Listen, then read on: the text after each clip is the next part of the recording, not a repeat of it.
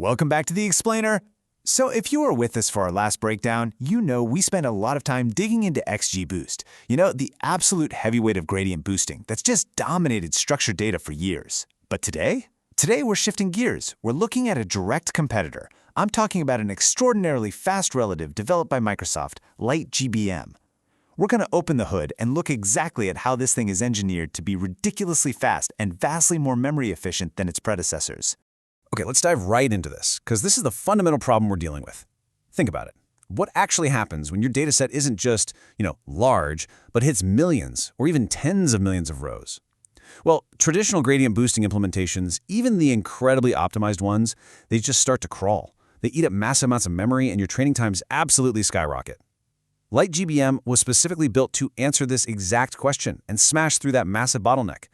So here's our roadmap for today's explainer. First, introducing LightGBM. 2. Leaf-wise tree growth. 3. Built for massive datasets. 4. Seamless implementation. 5. Tuning and best practices. And finally, number 6, the final verdict. Let's jump right into Section 1, introducing LightGBM, the Microsoft Speed Machine. Now, it's super important to realize right out of the gate that LightGBM isn't some entirely new foreign concept. Actually, both of these algorithms share the exact same fundamental underlying DNA. They both use gradient boosting, right? Meaning they build decision trees sequentially to correct the errors of the previous trees. But where XGBoost became the gold standard for general use, LightGBM is deliberately engineered from the ground up for raw training speed and memory efficiency, specifically for when you're throwing millions of rows of data at it. Moving on to Section 2, leaf-wise tree growth, changing how trees actually expand. And this brilliantly illustrates the single most important technical difference between these two algorithms, how the trees actually grow. With traditional gradient boosting, which includes XGBoost by default, it grows trees level by level. It expands an entire layer of the tree, evenly, right across all the branches, before it ever even thinks about moving down to the next layer. But with LightGBM, it uses what's called leaf-wise tree growth. Rather than expanding a whole layer evenly, it actively hunts for the single specific leaf, the endpoint of a branch, that would most reduce the model's overall error if it were split. Then it expands specifically that one leaf next, completely ignoring what layer of the tree it happens to be sitting on. It is incredibly targeted. But hey, we do have to talk about the trade-off here. While this leaf-wise approach lets LightGBM reduce prediction error really efficiently using fewer overall splits, it builds deeper, much more complex individual trees. And if you don't carefully control that tree depth, you significantly increase your risk of overfitting, especially if you're working with a relatively small dataset. All right, Section 3, built from massive datasets. Let's look at those under-the-hood innovations.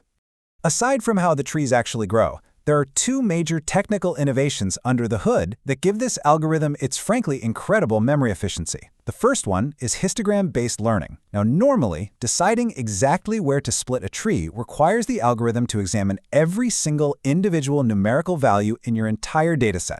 As you can imagine, that is computationally exhausting on huge datasets. So LightGBM totally bypasses this by grouping continuous numerical values into a fixed number of discrete bins. Think of it like sorting a massive pile of mail into just a few zip code buckets instead of reading every single individual address. It evaluates potential splits using those bins, which dramatically slashes the required computation.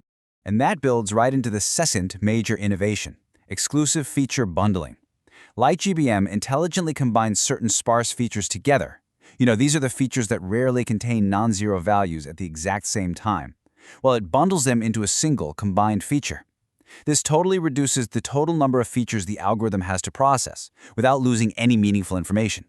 And honestly, this technique, combined with that histogram approach we just looked at, is precisely why the word light is right there in the name. It uses noticeably less memory, and it trains noticeably faster. Let's get practical with Section 4, seamless implementation, writing the code. Now, with all this advanced engineering we just talked about, you might assume the code is incredibly complex, right? But it actually seamlessly fits right into the familiar scikit-learn workflow. After a basic pip install, you literally just import the classifier. From there, it's the exact same fit and predict pattern you likely already know by heart. Model.fit passing in your training data and model.predict passing in your new data. Everything you already know about train test splitting, cross-validation, and pipelines, it all carries over directly and immediately. No huge learning curve. There's also a massive difference in handling data types. With XGBoost, you generally have to manually convert your categorical columns into a numerical format beforehand, usually through something tedious like one-hot encoding. But LightGBM, it handles categorical features natively and directly. You literally just specify which columns are categorical and the algorithm optimizes the splits internally. It saves you an entire pre-processing step, and honestly, it can actually lead to much better overall model performance. Which brings us to Section 5, Tuning and Best Practices, how to properly control the algorithm. Because LightGBM has that unique leaf-wise growth tendency we covered earlier, we absolutely have to know how to rein the algorithm in so it doesn't overfit on us. So, here is your tuning cheat sheet. Pay really close attention to num leaves.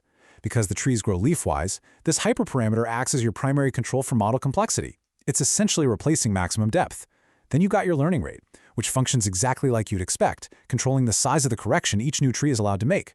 But min data and leaf, that is your absolutely crucial safeguard. It sets the strict minimum number of data points required per leaf, which specifically stops those deep, highly complex individual trees from just memorizing your training data. And finally, Section 6, the final verdict. When to choose which. Let's talk honestly for a second about when you should specifically choose LightGBM, and let's look at a realistic professional scenario to guide your choice. So the crucial point is summarized right here.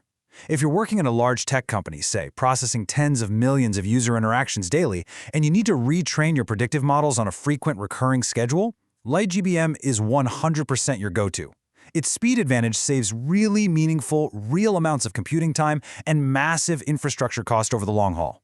Plus, if you're dealing with heavily categorical data, its native handling just makes your data pipelines incredibly clean. Which leaves us with this provocative thought. If LightGBM is the absolute master of massive datasets and native categorical support, how will CatBoost push the boundaries even further in our next explainer? Because remember, thanks to that scikit-learn workflow, switching between these algorithms takes literally just a few lines of code. I really hope this deep dive into LightGBM's architecture empowers your next large-scale project. Stay focused, keep experimenting with those hyperparameters, and I'll see you in the next explainer.